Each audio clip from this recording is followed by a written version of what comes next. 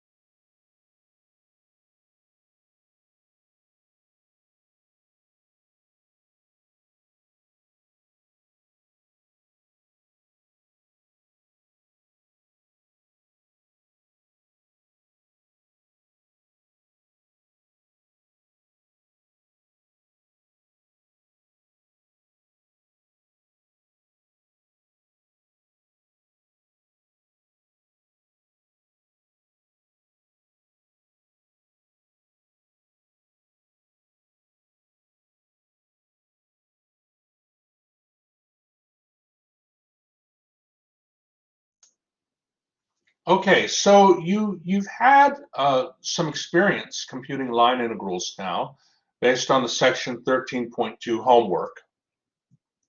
And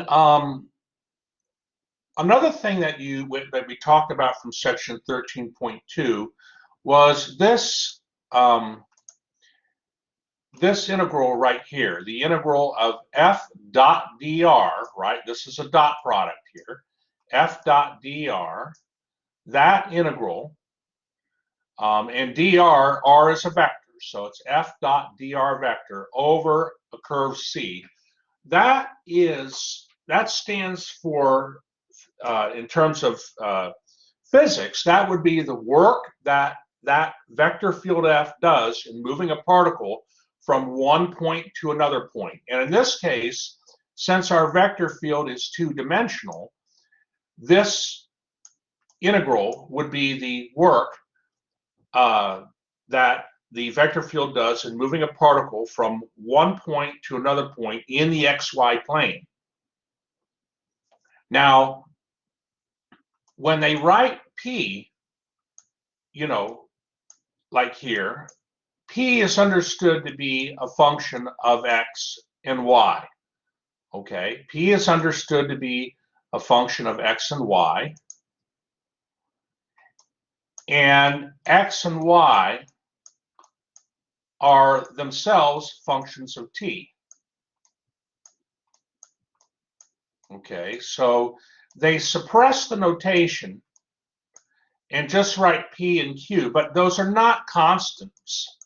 Those are not constants. Those are ultimately, well, they're functions of x and y, position that the particle has, and then x and y, those coordinates are functions of t. So what this example is going to do is going to show you that this work integral, okay, that I'll write W equals, that work integral is actually equal to a line integral. It's equal to the sum of two line integrals, one with respect to x and the other with respect to y. So this connection's important because it's telling you that whenever you compute the sum of two line integrals here, and that's what this notation means, right? That notation just means the sum. Hold on here, one moment. I want to make sure I got my all my wording correct here. Right, so it's the sum of the line integral of the function p with respect to x plus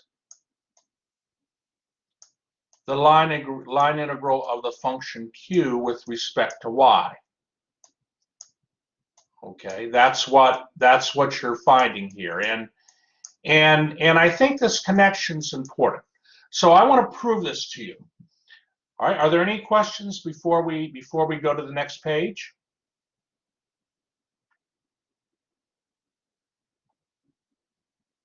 Okay. So, all right, here we go. Here we go. So again, this is a work integral.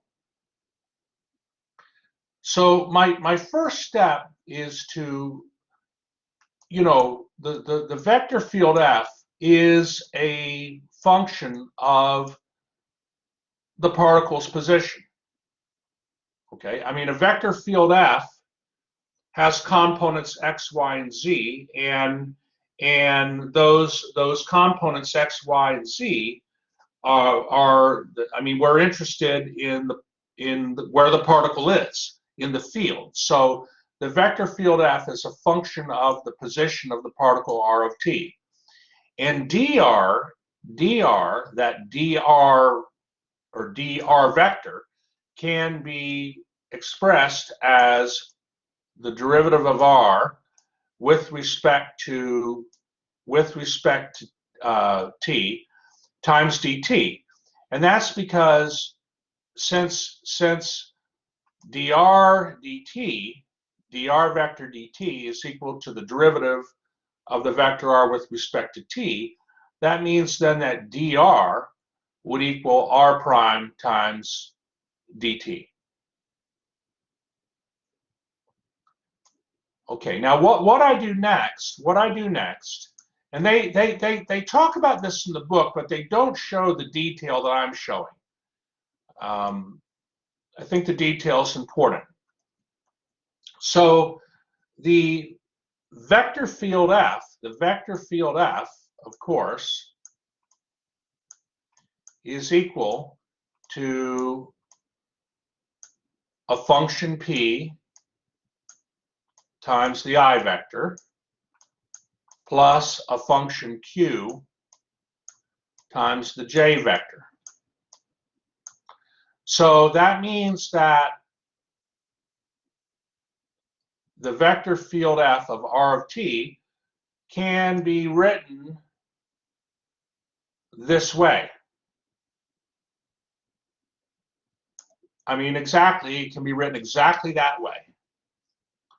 And of course, the derivative of r with respect to t, the components of that derivative vector would be x prime of t and y prime of t.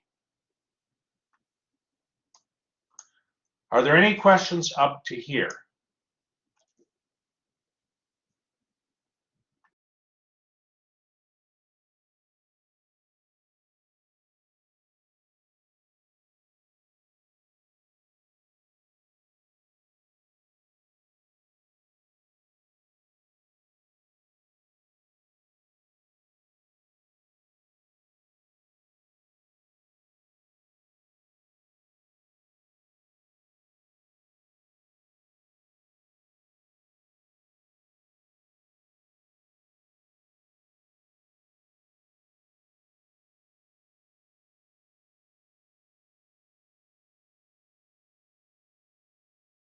Okay. Well, now I have the dot product. I have the dot product of two vectors, right? I have the dot product here of two vectors. And so the dot product of two vectors is going to be a function, p times x prime of t plus q times y prime of t. And of course, this is an integral of a sum of two functions. I can write that as the sum of two integrals. Okay. And it turns out that, of course, x prime of t dt is just dx, and y prime of t dt is just dy. That's because dx dt equals x prime of t. Well, if dx dt equals x prime of t, then dx would equal x prime of t dt. Similarly, dy dt equals y prime of t. Well, that means dy equals y prime of t dt. And so, you know, based on these two formulas, this makes sense what dx and dy are. And so now I can write that integral as a sum. I mean, I got the sum of two line integrals, one with respect to x and one with respect to y. And then in terms of notation, we can express that I mean, we're basically done here.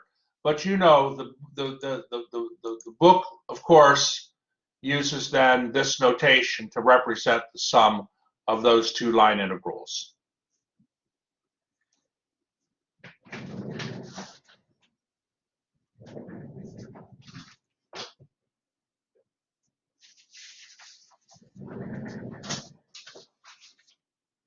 And so this proves the result.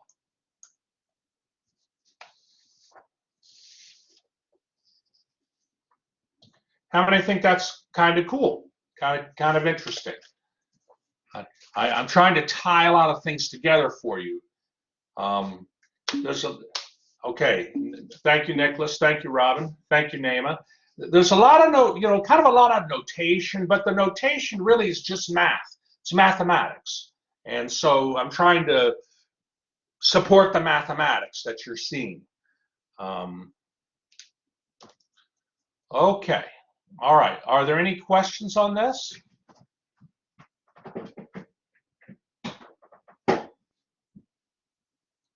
All right. Well, let me then stop the recording.